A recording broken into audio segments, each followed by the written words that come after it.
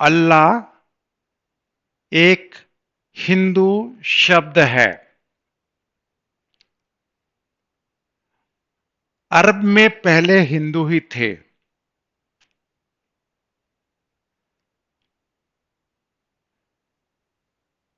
अरब के अंदर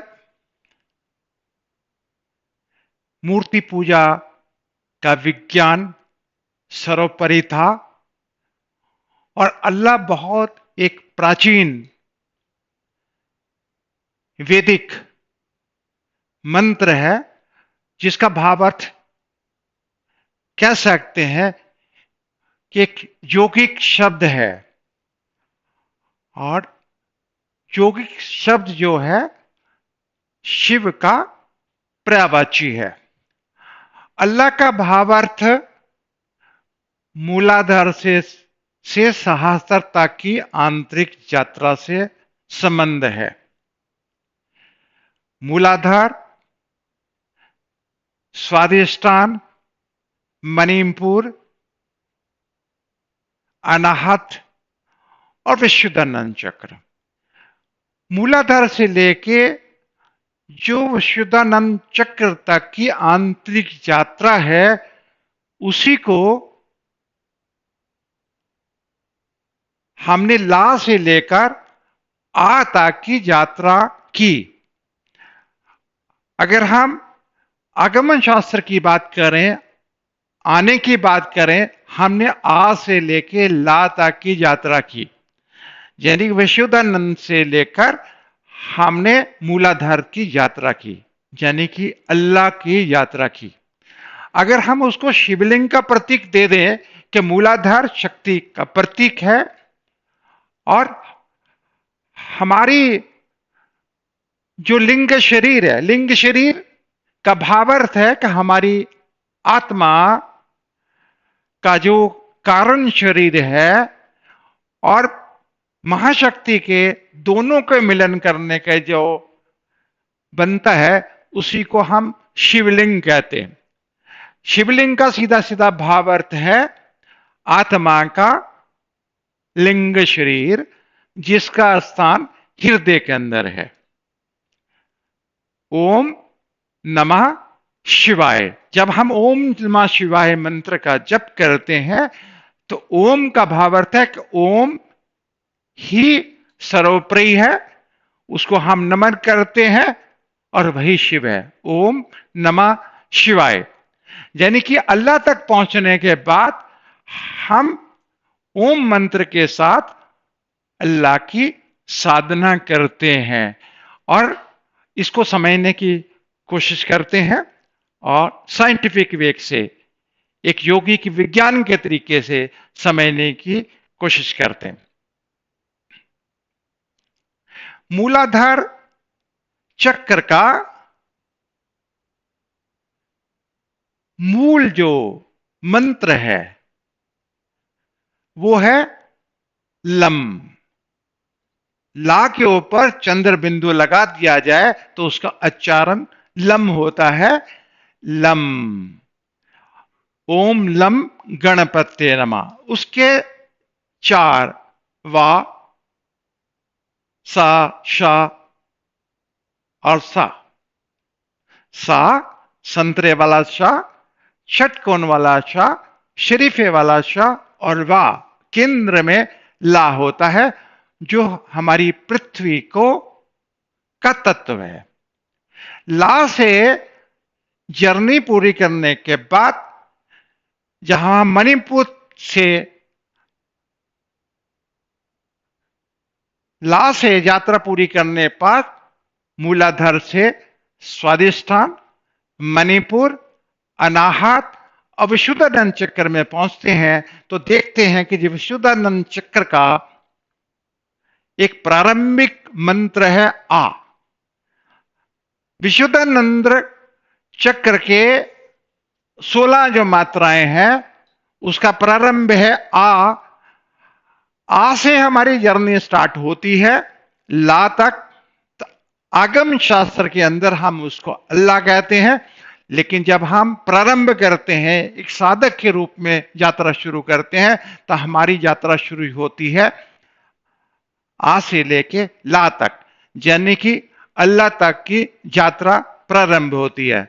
यानी कि भूलोक से हम जल लोक में पहुंचे, जल लोक में हम अग्नि लोक में पहुंचे, अग्नि लोक में हम वायु लोक में पहुंचे, और वायु लोक में हम आकाश में पहुंच गए। जो वसुदानंद चक्र है वो अंतरिक्ष यानी कि आकाश का प्रतीक है। तो हमारे जो 5 तत्व हैं, आकाश,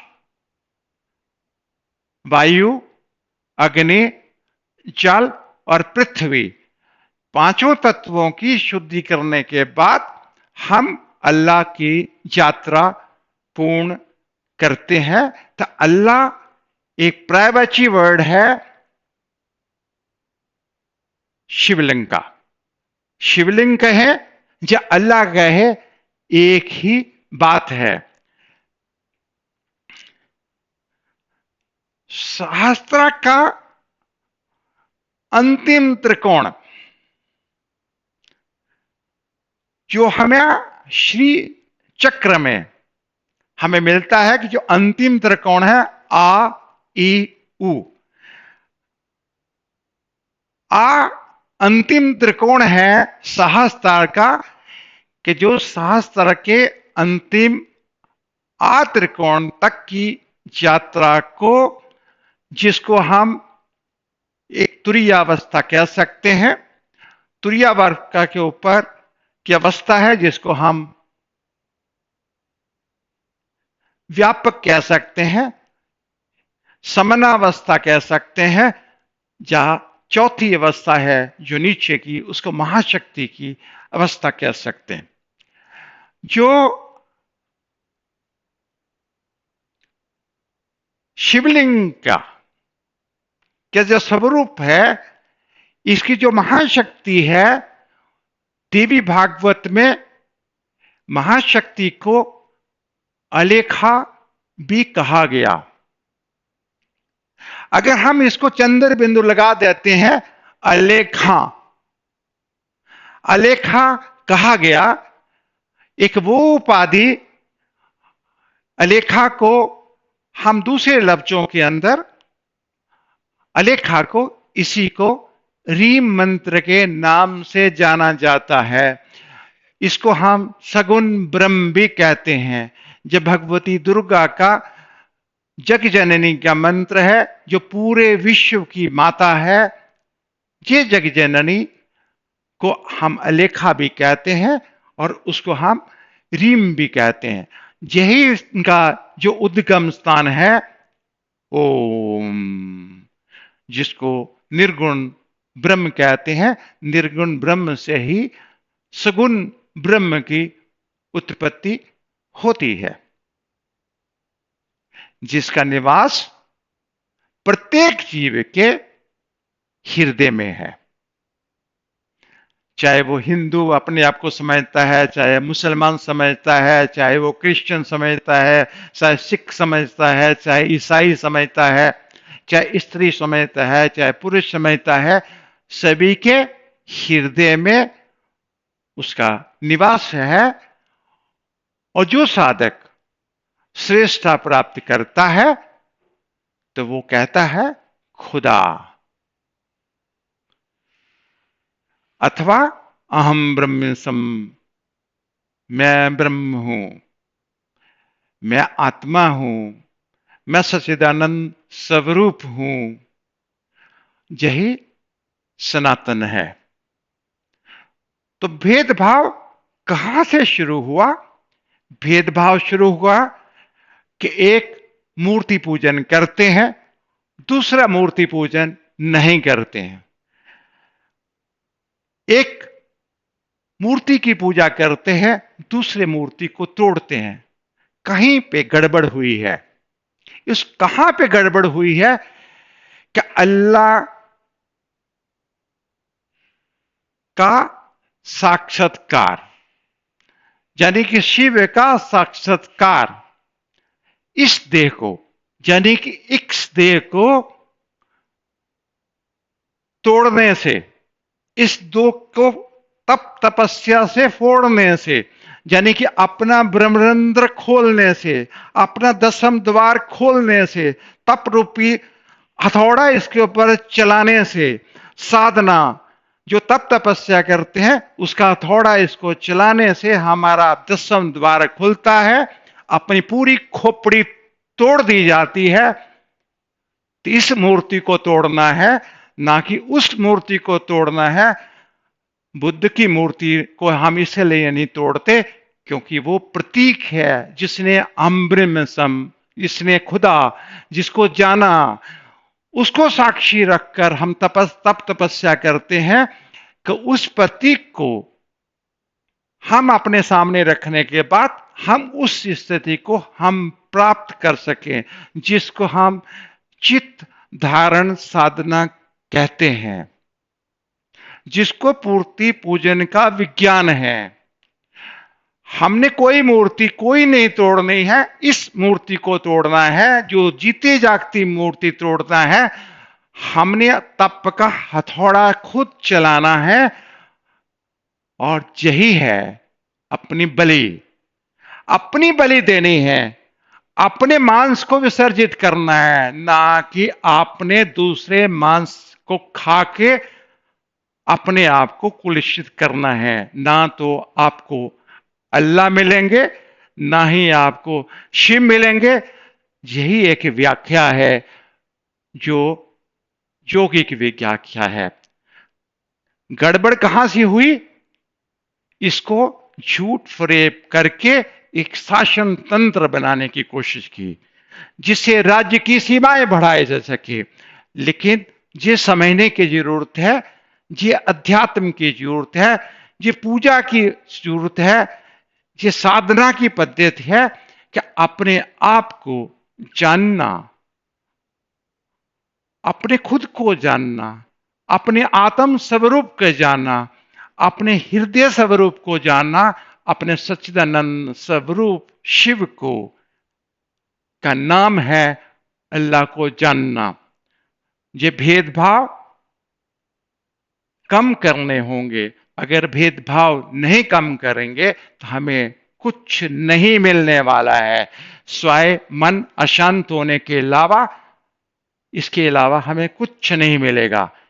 इसलिए इस चीज को समझने की जरूरत है।